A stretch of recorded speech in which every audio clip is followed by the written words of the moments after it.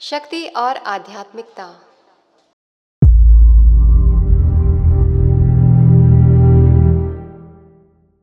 एकाग्रता में दिव्य शक्तियों के भंडार भरे हुए हैं। सांसारिक जीवन में मन की शक्ति से बड़े बड़े अद्भुत कर्मों को मनुष्य पूरा करता है।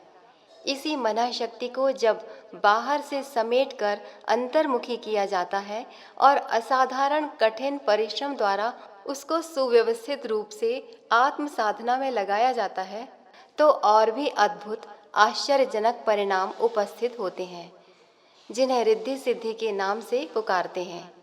निस्संदेह आध्यात्मिक साधना के फलस्वरूप कुछ ऐसी विशेष योग्यताएं प्राप्त होती हैं जो सर्वसाधारण में नहीं देखी जाती। यदि इस प्रकार का विशेष लाभ न होता तो मनुष्य प्राणी जो स्वभावतः वैभव और आनंद को तलाश करता रहता है, इंद्रिय भोग को त्याग कर योग की कठोर साधनाओं की ओर आकर्षित न होता। सूखी, नीरस, कठोर, अरुचिकर, कष्ट साध्य साधनाएं करने को कोई कदापि तैयार न होता यदि उसके फलस्वरूप कोई ऊंचे दर्जे की वस्तु प्राप्त न होती। मूर्ख, अनपढ़, नशेबाज, हरामी और अधपगले भिखमंगों के लिए ये कहा जा सकता है कि ये लोग बिना मेहनत पेट भरने के लिए जटा रखाए फिरते हैं, परंतु सबके लिए ऐसा नहीं कहा जा सकता। विद्या, वैभव, बुद्धि, प्रतिभा और योग्यताओं से संपन्न व्यक्ति जब विवेक पूर्वक सांसारिक भोग विलास से विरक्त होकर आत्म साधना में प्रवृत्त होते देखे जाते हैं, तो उसमें कुछ विशेष लाभ ही होना साबित होता है। प्राचीन काल में जितने भी तपस्वी हुए हैं और आज भी जो सच्चे तपस्वी हैं, वे विवेक से प्रेरित होकर इस मार्ग में आते हैं। उनकी व्यापार बुद्धि ने गंभीरता पूर्वक निर्णय किया है कि भोग की अपेक्षा आत्म साधना में अधिक लाभ है। लाभ का लोभ ही उन्हें स्थूल वस्तुओं में रस लेने की अपेक्षा सूक्ष्म संपदाओं का संचय करने की ओर ले जाता है।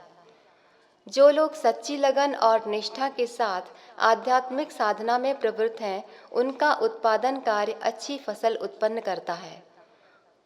उनमें एक खास तौर की शक्ति बढ़ती है जिसे आत्मबल कहते हैं। ये बल सांसारिक अन्य बातों की अपेक्षा अधिक महत्वपूर्ण है।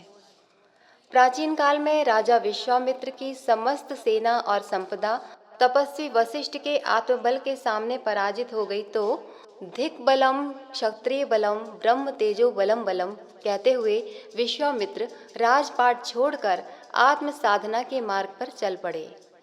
राजा की अपेक्षा ऋषि को उन्होंने अधिक बलवान पाया। सांसारिक बल की अपेक्षा आत्मबल को उन्होंने महान अनुभव किया। छोटी चीज को छोड़कर लोग बड़ी की ओर बढ़ते हैं। राज त्याग कर विश्वामित्र का योगी होना इसका ज्वलंत प्रमाण है। गौतम बुद्ध का चरित्र भी इसी की पुष्टि करता है। जो आत्म साधना में लीन है वे ऊंचे दर्जे के व्यापारी हैं। छोटा रोजगार छोड़कर के बड़ी कमाई में लगे हुए हैं। पुस्तक गायत्री मंत्र के स अक्षर की व्याख्या। शक्ति का सदुपयोग। लेखक पंडित श्री राम शर्मा आचार्य। अगर आपको हमारी ये वीडियो पसंद आई हो तो इसको लाइक करें, कमेंट और शेयर ज़रूर करें और हमारे YouTube चैनल ऋषि चिंतन को सब्सक्राइब भी कर लें। साथ ही बेल आइकन को भी दबाएं ताकि आपको आने वाली वीडियोस की नोटिफिकेशंस मिलती रहें। धन्यवाद।